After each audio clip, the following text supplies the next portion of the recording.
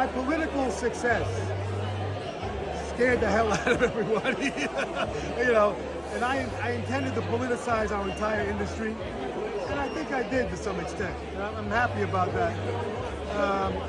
At the expense of commercial success, you know, which is a complicated story that I'm sure Bill will tell in the film. But in the end, I kind of had, it was a little bit of a mutual thing. I kind of had said what I wanted to say. I had learned what I wanted to learn. And I wasn't sure what to do next, really, you know, where my path was going to lead. And the record companies were like, you know, I never had any commercial success, so you can't blame them. And so, you know, a combination of those things, I just wandered into the wilderness for 7 years. Did you have enough money to survive? No. So how did you survive? Lance Freed saved my life, okay?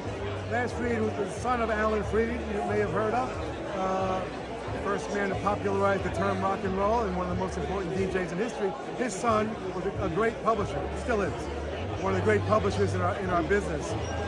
He heard, I did, in my wandering through the desert years, I did a few albums. I managed to do a couple of things, one of which was a Southside Johnny and the Asbury Jukes reunion. And he heard that album and the songs I'd written, and he called me and says, listen, man, people don't write like this anymore. I want to help you out. What can I do? I said, well, you know, you can be my administrator. And so he administrated my publishing and gave me a big chunk of money that saved my life.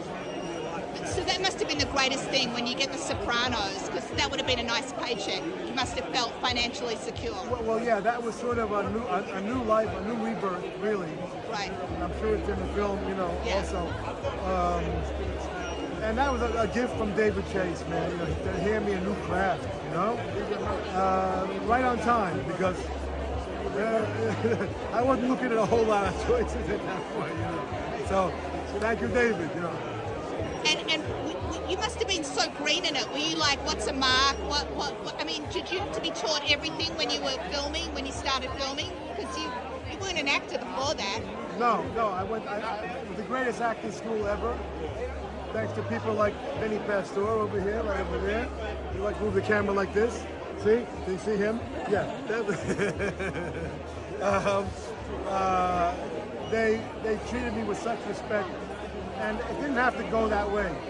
I could have been like an outsider coming in, and I came in with a lot of respect. I did my homework. And Jimmy Gandolfini and Vinny and Tony Sirico and everybody. This couldn't have been more kind. David Chase, one of the greatest writers in the world ever. I just got lucky, man. I got very lucky.